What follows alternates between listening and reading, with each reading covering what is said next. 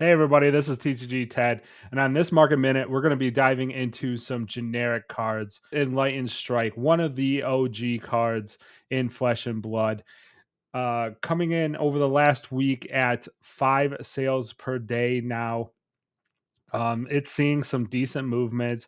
I suspect it's probably due to some of these new aggro decks, mainly Aurora might be playing this card now quite a bit. Sitting at just over $35. We got 28 copies on TCG Player right now, 19 copies away from $50.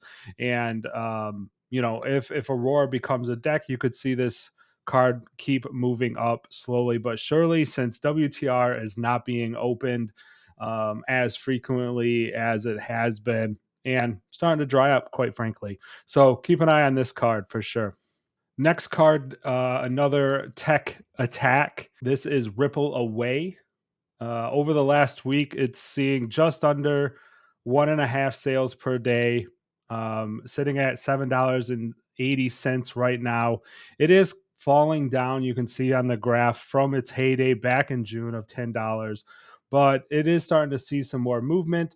That instant ability is really good, or could be really good in the upcoming meta, targeting Viz, making Rune Chance, targeting Enigma, since she gained some legs with Zin leaving the meta, or the top of the meta at least for now. So keep an eye on this one. Still under $10. So if you want to get a playset now, probably do it.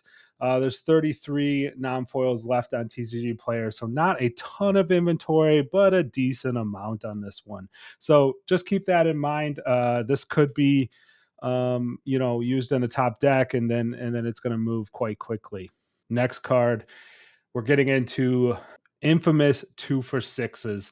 Starting off with Erase Face from Uprising. Just over 2 sales per day over the last week. And you can see from the graph here, volume of sales is moving upward and currently sitting at $13.99. This card was $2, as you can see, back in June. So it's made quite the jump. But there is quite a few of copies on TCG Player, 67 non-foils, 24 rainbow foils. So it's going to take some time for this card to move, really, move quickly into the $20 range. So there's some time on this one. Basically, most new decks don't want to see a race face. It's pretty much have to block it if you're a Rune Blade, because all your go again is dependent on cards being Rune Blade, and a race face takes that away from them. So kind of a neat card. It's cool to see this card come back into favor and likely be a big meta contender.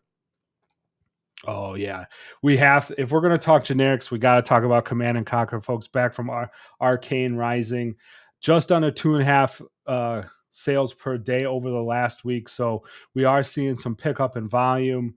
As we get closer to a ProQuest season, Command and Conquer always starts selling, sitting at just under $100 at $99.99.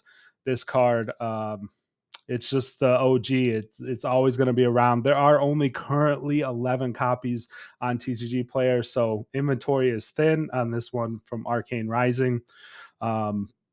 So yeah, really no change here. And as much as a race face comes into the meta, and we see all these 2 for 6 being 2 for 6s with tech on them being printed, it's really hard to beat Command and Conquer. It's always going to use a place in this meta, especially if Azalea regains her footing in the upcoming meta.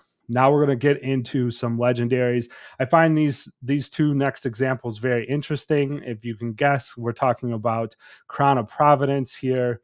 We know the Uprising version, the Rainbow Foil, 19 copies sitting on TCG Player. Less than 1 sold per day over the last week, but it's a kind of an expensive card, and that makes sense to me.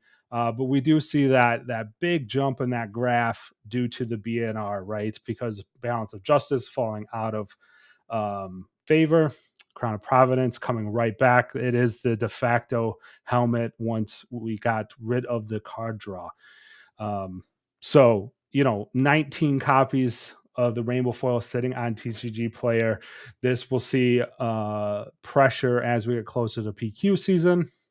And then just a side note to the non-foil, there's 12 of them on TCG Player right now, sitting at $92 instead of that 108. So a little bit cheaper for the non-foil, but really not that much, since the demand is very high for this piece of equipment right now. Last card we're going to talk about is Balance of Justice from Heavy Hitters. So this one, like I just mentioned, kind of fallen out of favor since a lot of the two card draw has been removed from the game.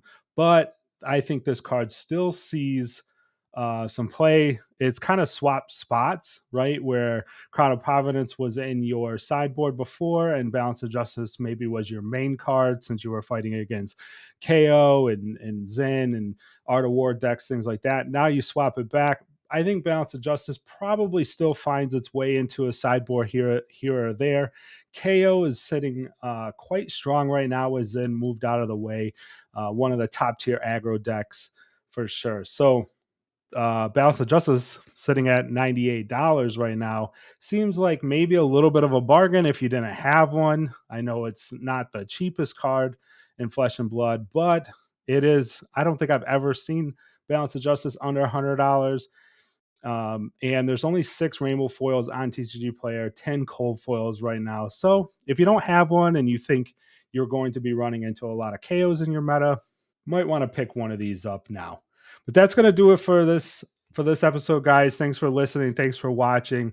Hit the like button, hit the subscribe, hit the bell so you always get an alert when we do these market minutes. Peace. I'll see you on the next episode.